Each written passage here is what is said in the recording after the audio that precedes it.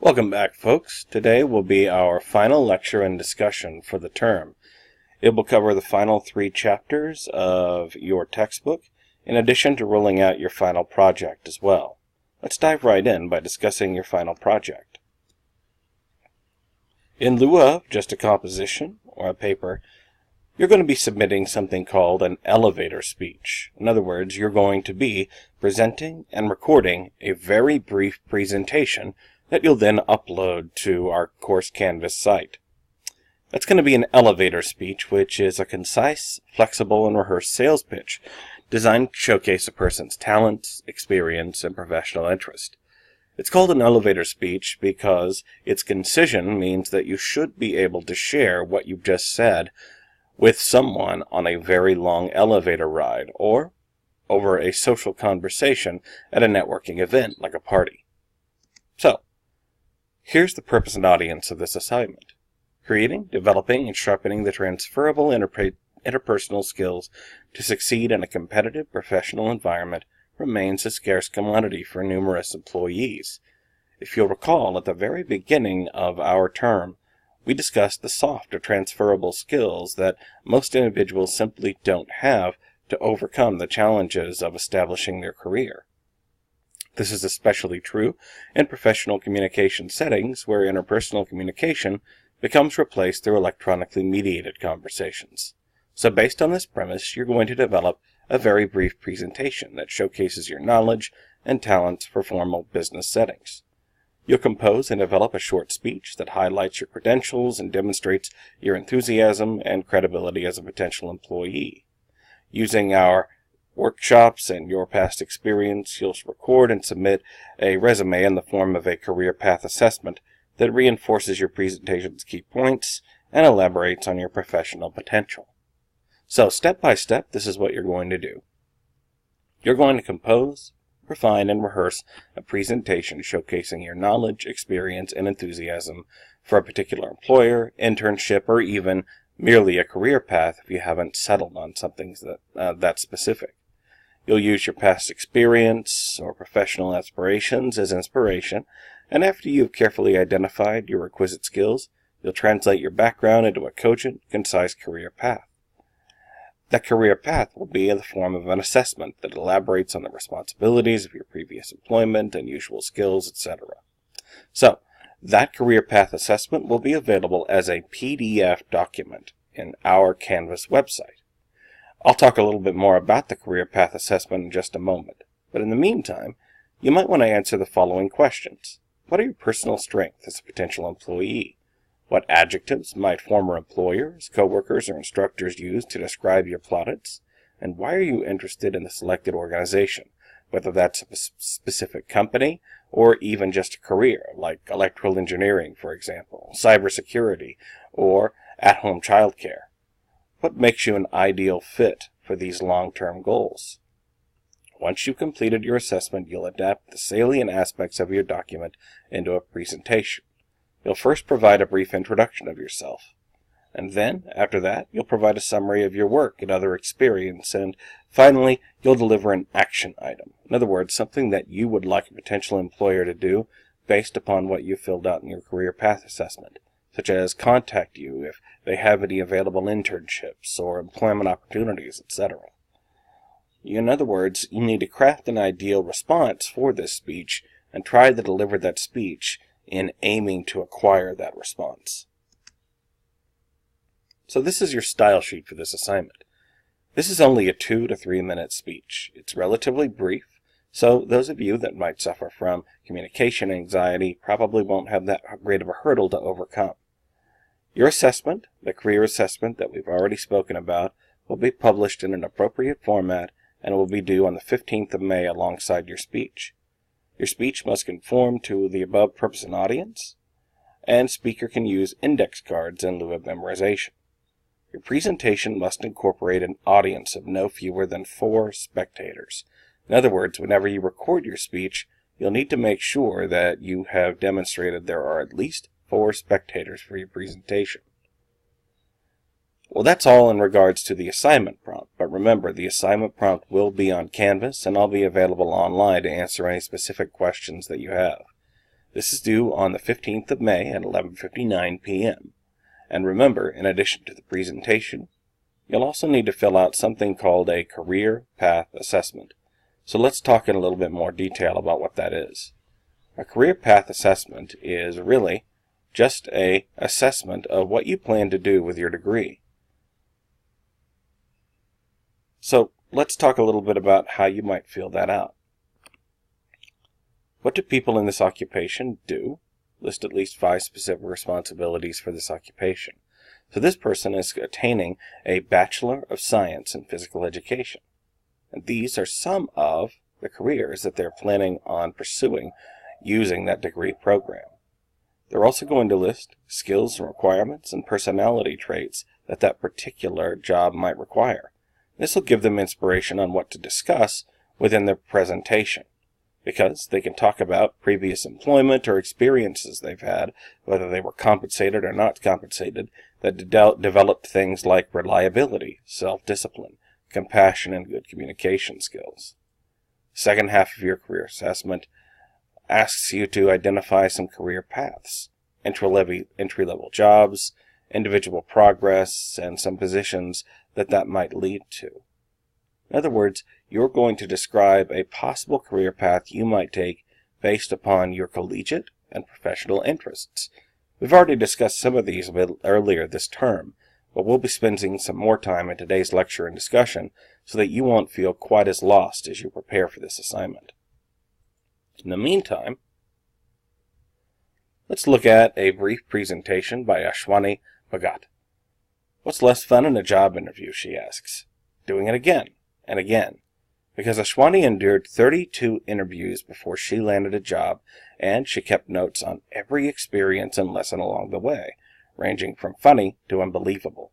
So as you carefully watch the following presentation, I'd like you to identify several consistent challenges she experienced during the job interview process.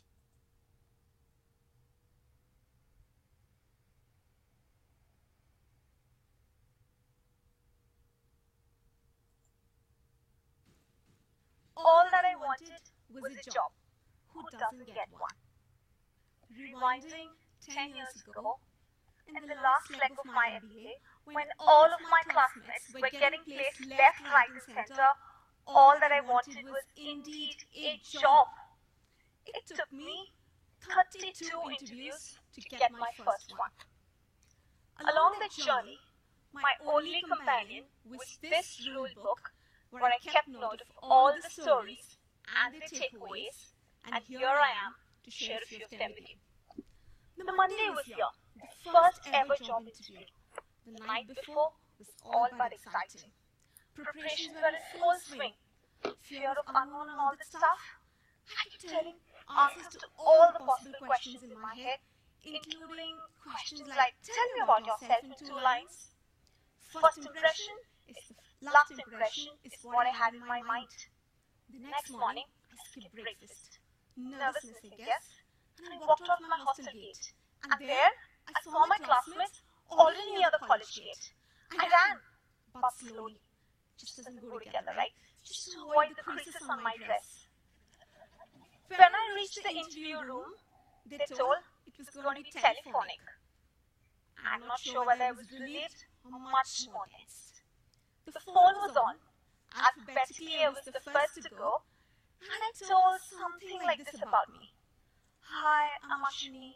I believe in working hard and getting best results. My hobbies include reading and writing, and went on to answer all the questions that came my way. I was rejected on the basis of how I described myself. How did they know and decide who was I in just 2 lines? The second time, this one was going to be precious. After super rigorous screening by college, 7 of us were selected for this job seeking for an HR executive. I was all set to crack it this time. I prepared well, got up in the morning with a super positive attitude, searched my whole cupboard, picked up this beautiful green dress. By then I understood the importance of professional attire. Looked up in the mirror and I was all set to go. The only thing that was there in my mind when I sat in the college bus was this final round of interview. all of them were taking too long a time to come out. When I went in, the time went by in a jiffy. When I came out, I thought this was the best interview and I declared myself selected. After 2 days, when the results were out, I was not selected, but my best friend was. When she joined the organization the other day, she told me the reason I was not selected was because of the green dress I wore. Just cannot forget that color, kept out of it for a long time. Did not exhibit the confidence that it had to, and they thought I would not fit the bill. I was like, should it be me or my dress? Whatever. That day, my rule book knew that I had to create a me, a brand called Ashri. This merry-go-round of interviews was on, and I believed I was getting an expert at this just to be proved otherwise. All of us who had not got jobs at that point of time were trying to grab the next one, and so was this one. The third time, a big hospital chain it was. And since there were 10 of us, they decided to conduct a group discussion. I just prayed for the topic to be familiar, and oh yes, it was something related to politics at that point of time. And all of us rambled to get our points heard. To my surprise, or no surprise, I did not make it to the list. Mind you, there were just 2 of us who did not make it to the list, on basis of unable to speak in front of 10 others.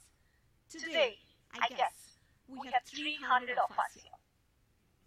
My rule book got richer with done and not to be done for myself. The first time around, it was a Friday evening and I got a call from this organization stating that they liked my resume and wanted me to meet the Monday morning. It was 8 a.m. and all that I saw was the security and the interviewer. And after some initial rounds of questioning, he said he was impressed with me. Finally, I said. It was 9:30 a.m. and the office was bustling with activity. And they took me to this attic and handed over a broom and a bucket and asked me to clean this attic. The only respite I had was this other girl who was doing the same job. And from her, I got to know that this would be my job until they found someone to replace me. I sneaked out from that place during lunchtime. Not because I didn't want to clean the place, but the role was that of a HR recruiter, and cleaning was nowhere close to it. This time, the 5th time, I had to travel cities to reach the place of interview after like interviewing with almost everybody in this hotel unit. The wait seemed eternally long, and after I waited for some more time, we were called in for the interview. They asked and I answered. They asked and I answered. All was fantastic. Some more waiting, and then they congratulated us for this amazing interview that we gave and told they thought a male would suit this position a little better. I felt like screaming at the top of my voice. But a long silence before I even realized what was just told to me. The icing on the cake was this one of my last interviews, where we were called on a Monday morning and asked to stand like in an army parade, and this group leader took us all around the city. In the interim, I figured out we were marketing some product. No clue what they were.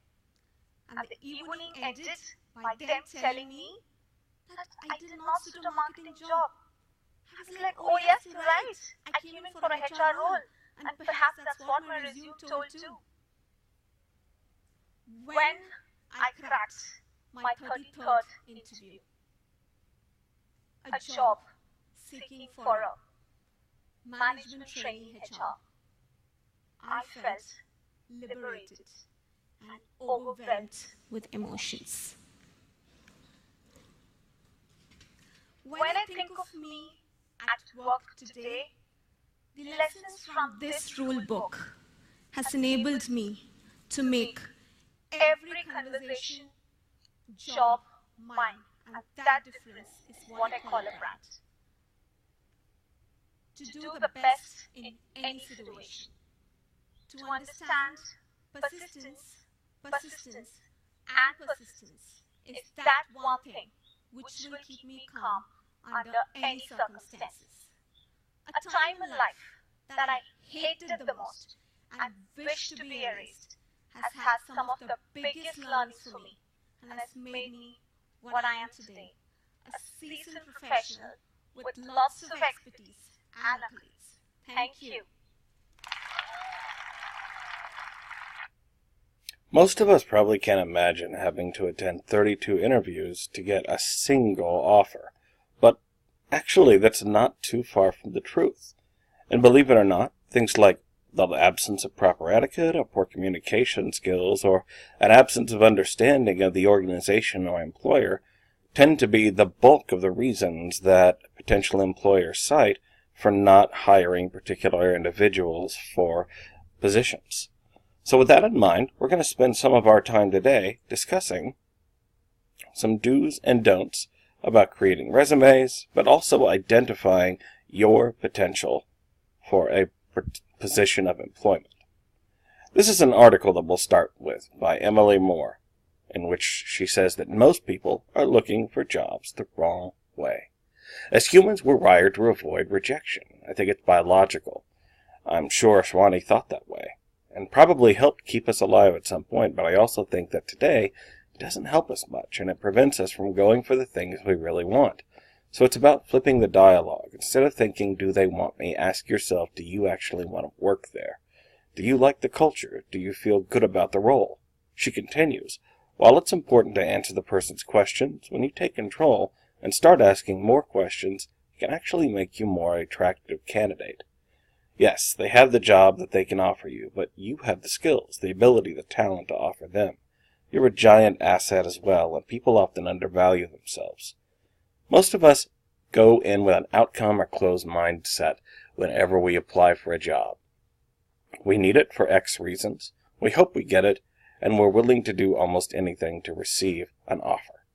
But according to Emily Moore, if we treat the job search like a growth mindset activity, a chance to cultivate and grow our own transferable skills, we'll probably find a more rewarding position and will grow better overall.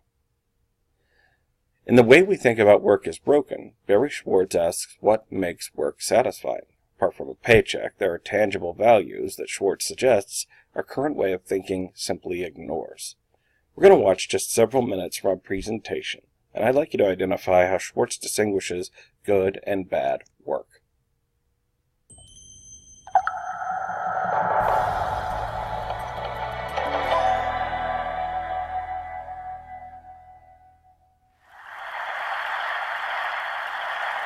Today I'm going to talk about work. And the question I want to ask and answer is this: why do we work? Why do we drag ourselves out of bed every morning instead of living our lives just filled with bouncing from one TED-like adventure to another? You may be asking yourselves that very question. Now, I know, of course, we have to make a living, but nobody in this room thinks that that's the answer to the question, why do we work? For folks in this room, the work we do is challenging, it's engaging, it's stimulating, it's meaningful, and if we're lucky, it might even be important. So we wouldn't work if we didn't get paid, but that's not why we do what we do. And in general, I think we think that material rewards are a pretty bad reason for doing the work that we do. When we say of somebody that he's in it for the money, we are not just being descriptive. Now, I think this is totally obvious, but the very obviousness of it raises what is for me an incredibly profound question. Why is this so obvious? Why is it that for the overwhelming majority of people on the planet, the work they do has none of the characteristics that get us up and out of bed and off toward the office every morning? How is it that we allow the majority of people on the planet to do work that is monotonous, meaningless, and soul-deadening? Why is it that as capitalism developed, it created a mode of production of goods and services in which all the non-material satisfactions that might come from work were eliminated? Workers who do this kind of work, whether they do it in factories, in call centers, or in fulfillment warehouses, do it for pay. There is certainly no other earthly reason to do what they do except for pay. So the question is why? And here's the answer. The answer is technology. Now I know, yeah. Technology, automation, screws people, blah, blah. That's not what I mean. I'm not talking about the kind of technology that has enveloped our lives and that people come to TED to hear about. I'm not talking about the technology of things, profound though that is. I'm talking about another technology. I'm talking about the technology of ideas. I call it idea technology. How clever of me. In addition to creating things, science creates ideas. Science creates ways of understanding. And in the social sciences, the ways of understanding that get created are ways of understanding ourselves, and they have an enormous influence on how we think, what we aspire to, and how we act. If you think your poverty is God's will, you pray. If you think your poverty is the result of your own inadequacy, you shrink into despair. And if you think your poverty is the result of oppression and domination, then you rise up in revolt.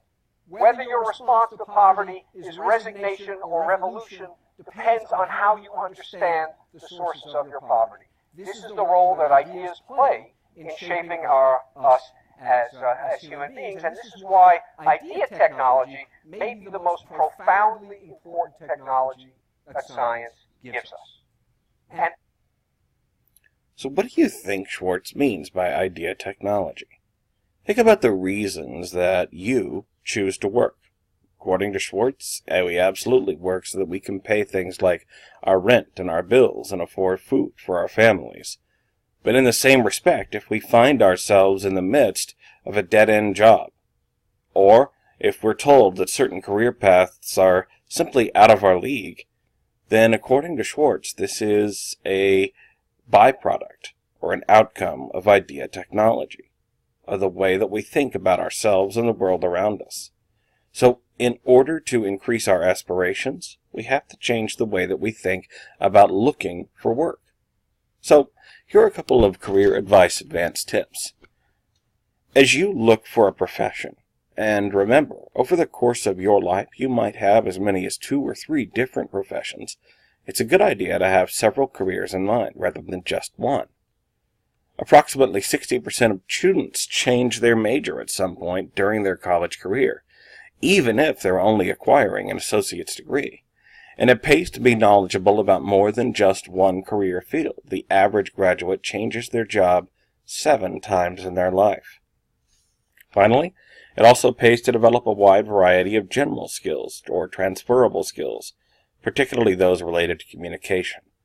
So whether it might seem ridiculous or on the money for you to deliver a speech as a component of your final project in this class, believe it or not, those transferable or soft skills that you might use in an array of careers is absolutely in congruence with what you'll be tasked to do as you move from job to job over the course of your professional life.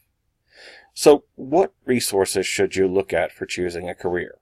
Well, here are some good and bad resources. Number 1, comparing your personal skills and strengths against those required by various careers. This is why your career path assessment asks you to identify what skills your chosen career path requires and what skills you might offer in turn. You also need to determine which careers offer the most opportunity to develop your list of careers, and learn about the nature of work, education, and requirements for their job outlook, earnings, etc. Bad resources. TV. There's a big difference between TV drama and real life. And what might look like a very rewarding career selling paper products or being a surgeon is probably actually very different in real life from what you might see on a television or Netflix situation comedy. Friends. They'll know what sounds cool. They might even recommend that you solicit a certain career path or profession because of its rewards, such as the income. But unless they have proactively used the career college tools available, they're probably not a knowledgeable source. Life interactions. Okay, if you use the services of a pharmacist, a dentist, a police officer, or a cybersecurity agent, but do you really know what it looks like behind the proverbial curtain? Remember, you've only seen the factory showroom of a veterinarian. Do you know what the warehouse looks like for those professions? And finally, a parent. A great source if your parent's career happens to be the right one, but that's only one of several hundred possibilities. And remember, most of our parents just want us to be safe and secure, but they aren't necessarily interested as much in our personal fulfillment or happiness. In other words, your parents are more likely to tell you to pursue a good income rather than a rewarding job. And while a good income is important for most of our lives, what defines a good income is intervaled based upon whether or not we're satisfied in our overall career path. So here are some do's and don'ts of career selections. Do pick a career in which jobs are available with income levels adequate to meet your financial needs. Use a variety of tools to talk to several people in each career or interest, and think about the process as a way to significantly improve your odds. But don't select a career based solely for money. Again, finances are important, but if you select a career solely for money, chances are you're only going to do the bare minimum to acquire that income level, and you're probably going to find that you don't stay in that career path for very long. Don't expect a quick, easy answer. Sometimes it takes people years, sometimes more than a decade, to establish themselves in the ideal career path. And don't get discouraged or discredit the process when obviously unacceptable careers appear on a list generated by an interest assessment tool, because they will. Just because that it says you should be a librarian doesn't necessarily mean it will be the ideal career path for you. Here are just a few resources you might even look at while you're imagining or experimenting with the kinds of careers you might pursue later on. Live Career allows you to get hired right out of the gate once you've acquired an associate's or bachelor's degree. It also allows you to fine-tune things like your resume. Glassdoor is a software program that allows you to look for a job based upon your schedule and personal interests. And finally, Barefoot Student is a resource that directly hires college students and recent graduates, which means you won't necessarily be competing with other people that have an established foothold, so to speak, in your career. You'll only be competing against other college students or recent graduates. So, how do you research the job? If you've ever asked yourself, now that you have a degree, what should you do and how do you know what you want to do? You need to identify the skills and experience necessary. Determine the general requirements of the job and learn about, most importantly, its day-to-day tasks. Don't be afraid to research particular companies and employers. Even if, for example, you are going to interview for job A, don't be afraid to research employer B or C to know the differences in those prospective employers. So, if you just graduated but don't have a clue what you want, then you also need to determine the company's philosophy. In other words, if you can't align yourself with a congruence of that profession, you can at least find a job that has the same values as you do in its corporate culture. And most importantly, the more you know, the stronger the candidate you will become. So, let's do a brief diagnostic workshop. Look at these two pools. This is the want box and the option box, based upon some of the information that we've encountered in our previous slides. And then, try to record a few observations in your assessment, identifying the person's most viable career or job strategies based on their desires and opportunities. Look carefully at each box. Take a few moments. And then pause this particular lecture and discussion.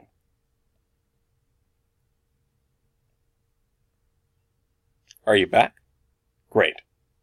Well, look carefully at the want and the option box here.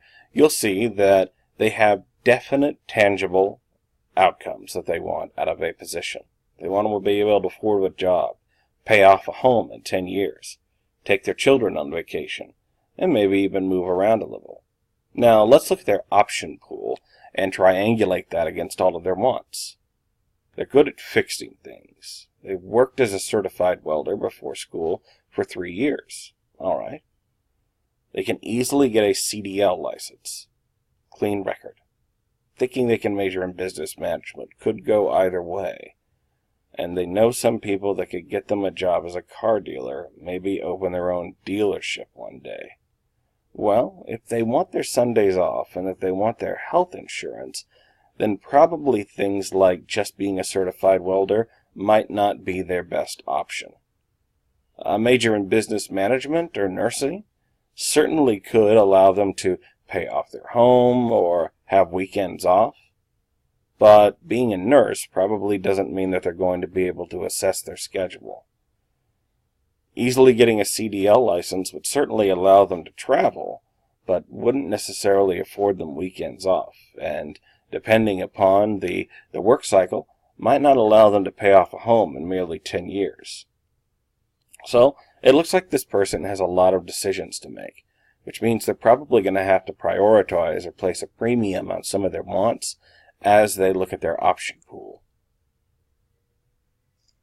So, as they decide where to stay and where to go, they'll need to establish something called an inertia spectrum. This will help them with their career navigation, because most of us tend to avoid change or evade radical or dynamic challenges. It's just something that we all face whenever we try to get into the growth mindset. So when you think about change in your work, school, or even personal environment, think about whether you tend to have cement shoes or winged shoes. In other words, do you tend to stay or go when something bad happens? In other words, do you tend to fight or flight? And which impulse tends to be stronger? Have you stayed at past jobs longer than you should, or have you jumped ship too early? And that includes relationships as well. And do you give second chances easily? Are you more likely to be bored or content? Let's look at a diagram that might help us understand the inertia spectrum a little bit better. Individual with cement shoes might be guilty of the following problems. They admire, fear, or want to impress people that might be holding them back. Imagine 1 year has passed. Where do you instinctively picture yourself, and how will your life look next year if you stay on your current path? What might it look like if you make a change? What's the worst that could happen if you stay in your current position? What's the best case if you jump? And how can you minimize the risk if you jump? Alongside that are wing shoes. These are individuals that sometimes leave a little bit too early. They quit things too easily. Someone you admire, fear, or want to impress pushing you towards jumping. What can you do to make things better if you stay? What have you done so far, or have you done anything? And what do you expect to change if you leave?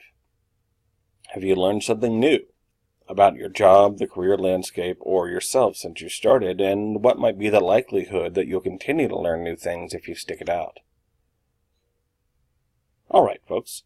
Now that you've considered those things, we're going to take just a little bit of time to talk about some personal communication and some speech communication skills that you're going to be able to use on your final project. That means we're going to spend most of our time today talking about the 3 central characteristics of public speaking: integrity, rapport, and credibility. If we were in an actual public speaking class, they'd have fancy word for those things like pathos and ethos and logos. But for our purposes, we'll just spend a little bit of time talking about them in as pragmatic of terms as possible as you work on your final presentation. Now we're going to speak at length, or at least at some length, about each of these characteristics. Credibility is the level of believability conveyed by a message to a recipient. Speakers communicate their credibility via the strength and satisfaction of their message. In other words, what you say contributes to your credibility. That means your credibility is audience reliant. Some people simply don't respect some knowledge as much as other audiences might. So that means you'll need to establish your credibility by applying a few core ideas. Number 1, transfer. Marry persuasive messages with credible personalities. For example, if you're speaking about astrophysics, quote Stephen Hawking or Albert Einstein. Expertise. This is the perceived degree of knowledge that a speaker has. In other words, the more rational appeals that you're likely to use, the more logic that you deploy in your speech, the more likely it is you'll be regarded as an expert. And finally, appropriateness, the spectrum of risk and reward derived from your message. So think practically. If you're giving a speech about your credentials in a particular field or profession, how much of a risk is an employer going to take by hiring you? How can you diminish that risk by what you say? So how do you establish credibility during a presentation? Just as we've already iterated, borrow from an array of careworn sources that support your materials. Demonstrate an understanding for voices of dissent. In other words, in a speech about something like whether or not you'd make a great candidate for a professional career path or a job, talk about what might people say about your past that would rule against you, and then answer those in preemptive strikes. And finally, carefully frame the meaning around the presentation's success and failure. Talk about your action item within your speech. I think I'll have succeeded in this elevator pitch if, by the end of this conversation, you are willing to at least call me up in the next several days for a formal interview. Presentations that have strong credibility often have higher mnemonic quality. In other words, the more credible you are, the more likely it is that your audience, regardless of how small, is going to remember you and what you've said. Low credibility often severely impacts identical messages from other speakers. So in other words, if you're talking about a particular topic, then that means that if you don't deliver credibility in that speech, that others that are speaking on similar topics are likely to suffer from your absence of credibility as well. So let's talk a little bit about transfer with a fun diagnostic workshop. I'm going to show you a series of commercials, all in Japanese, and I'd like you to identify how each advertisement uses transference to convey meaning to an audience.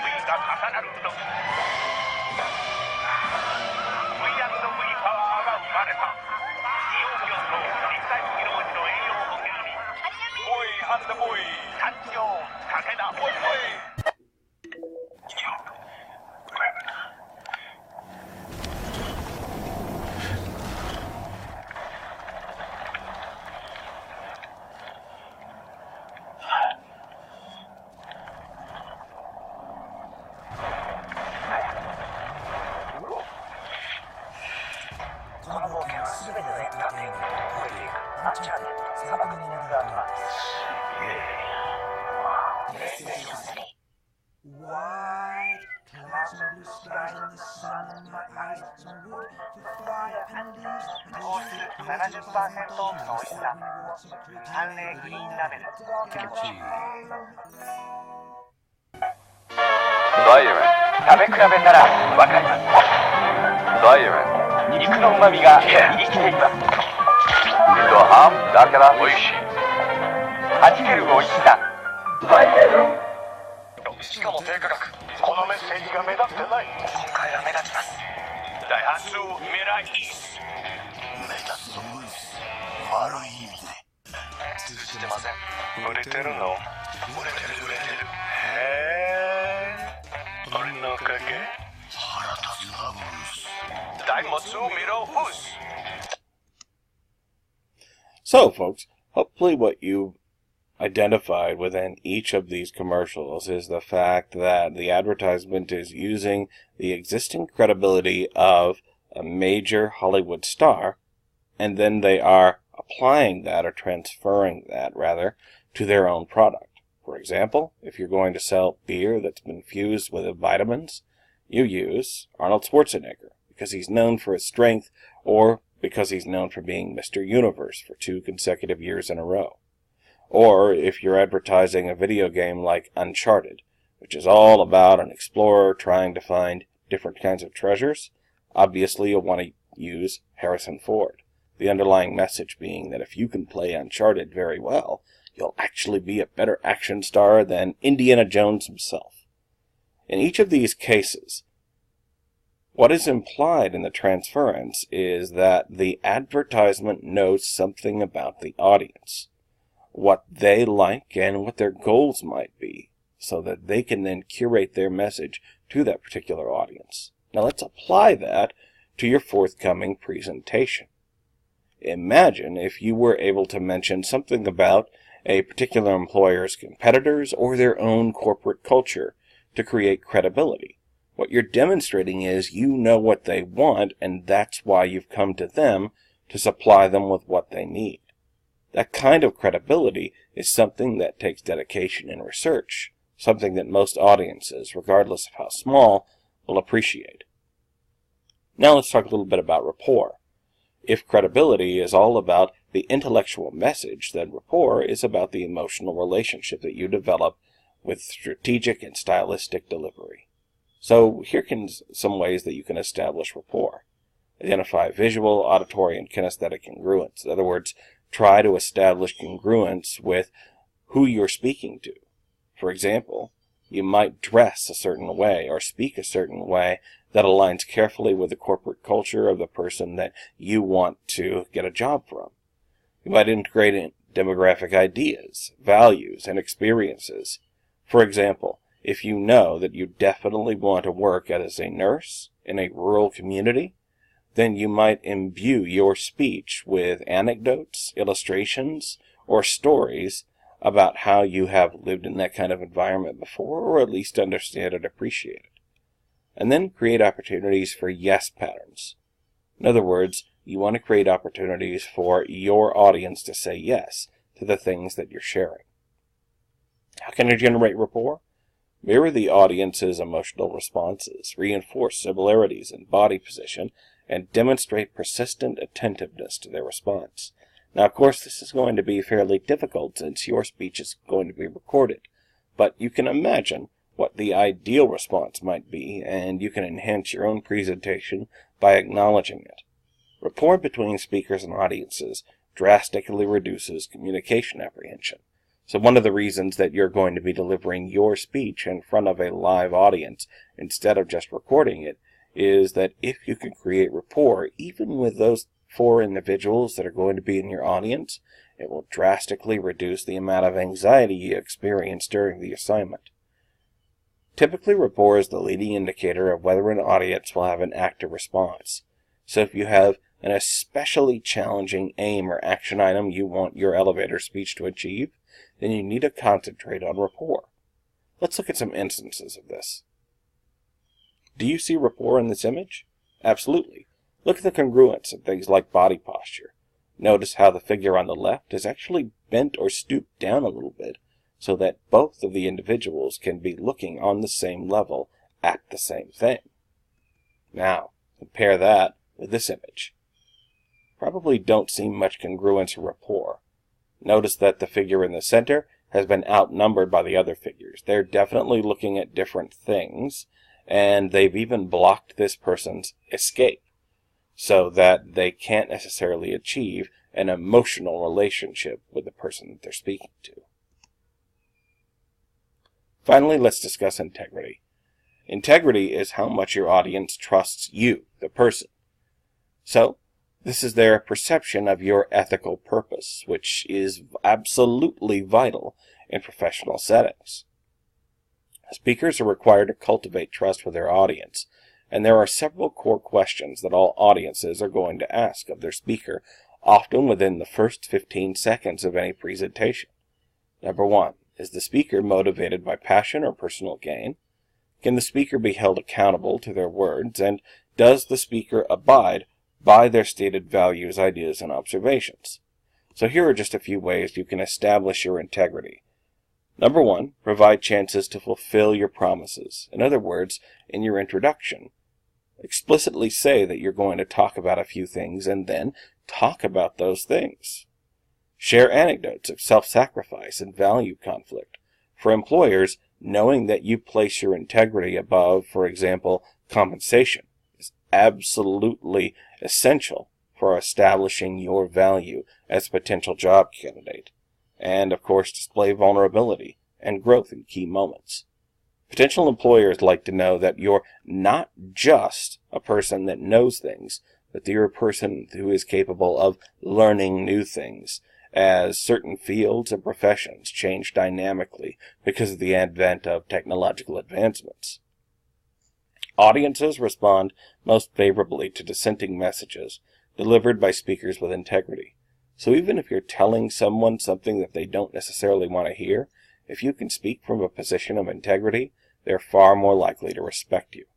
And then, speakers that exhibit low integrity are more likely to justify impulsive or dishonest behavior, which means that if you want someone to give you a job interview or even an employment, then if you attempt to evade integrity or don't exhibit appropriate integrity, they're probably going to see your solicitation as an impulsive or dishonest decision. So, with that in mind, folks, let's look at a few TED commandments. We've watched several TED speeches over the course of the term, and here are just a few rules that every speaker should know according to TED. I want you to notice just how many of these quote-unquote TED commandments are also exhibited in the 3 characteristics that we've spoken about. In other words, thou shalt dream a great dream or show forth a wondrous new thing speaks a little about credibility. Thou shalt tell a story, definitely rapport, and thou shalt not flaunt thine ego, that's again integrity, and thou shalt remember laughter is good, especially being able to laugh at yourself. It also exhibits integrity, and thou shalt not steal the time of them that follow thee, definitely rapport. With that in mind, let's look at a brief diagnostic workshop, a presentation by volunteer firefighter Mark Bezos. You probably recognize that last name, Bezos. This is the brother of Jeff Bezos, the owner of Amazon. But Bezos here is going to tell a story of an act of heroism that didn't go quite as expected. So as you watch, I'd like you to identify which characteristic of the presentation, credibility, rapport, or integrity, best conveys the meaning of Bezos' message.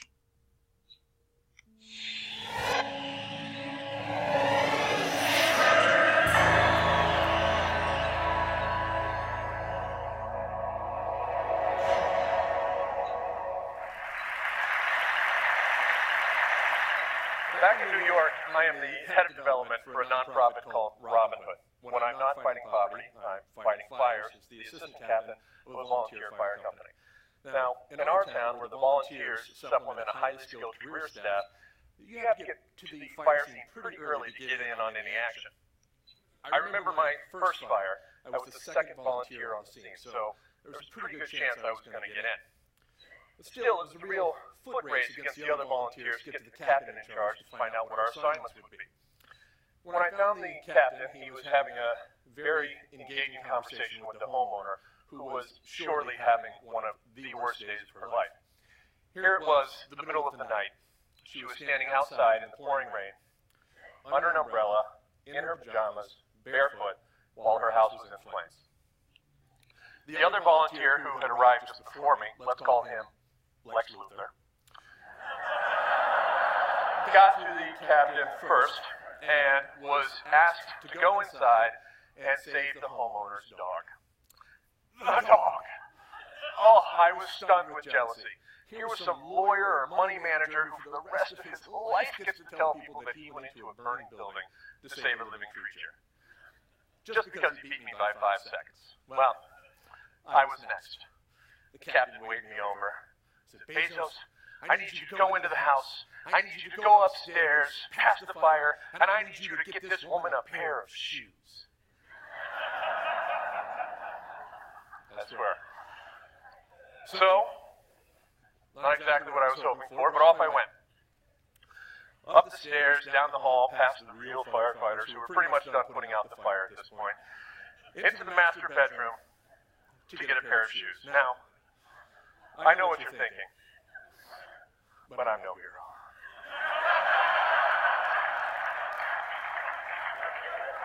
I carried my payload back downstairs where I met my nemesis and the precious dog by the front door.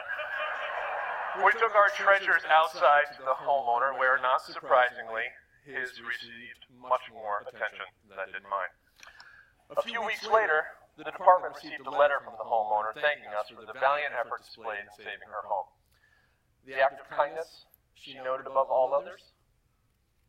Someone had even gotten her a pair of shoes. You know, in both my vocation at Robin Hood and my avocation as volunteer firefighter, I am witness to acts of generosity and kindness on a monumental scale. But I'm also witness to acts of grace and courage on an individual basis. And you know what I've learned? They all matter. So as I look around this room at people who either have achieved or are on their way to achieving remarkable levels of success, I would offer this reminder. Don't wait. Don't wait until you make your first million to make a difference in somebody's life. If you have something to give it now. Serve food in a soup kitchen, clean up a neighborhood park, be a mentor. Not every day is going to offer us a chance to save somebody's life, but every day offers us an opportunity to affect one. So get in the game. Save the shoes. Thank you.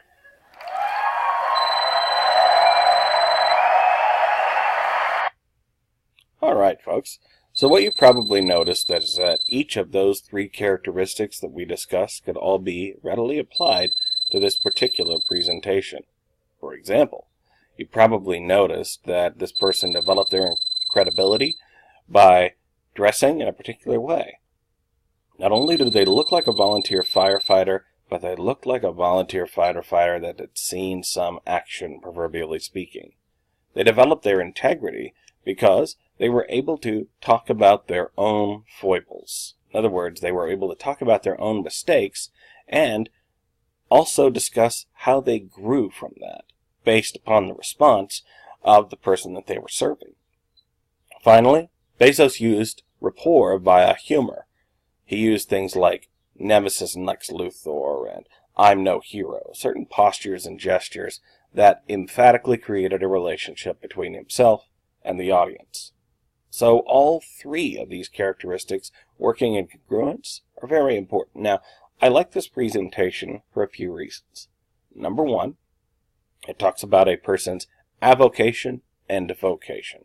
In other words, the things that a person is passionate about versus the things that they do on a daily basis. And that probably mirrors a lot of our career searches over time. Also, notice that neither the avocation nor the vocation of Mark Bezos, whether it's volunteer firefighter or professional philanthropist, have anything to do with public speaking. In other words, the speech that we just looked at was done by an amateur, which means if we carefully apply credibility, rapport, and integrity, we can achieve the exact same results or success ratio. All right, folks, that's all I've got for today. I'll look forward to any emails that you receive, and I'm especially looking forward to all of your speeches. I'll be sending out one final email that will comprehensively talk to you about the end of the term before the end of this week. In the meantime, feel free to reach out to me if you have any further questions about the assignment. Take care.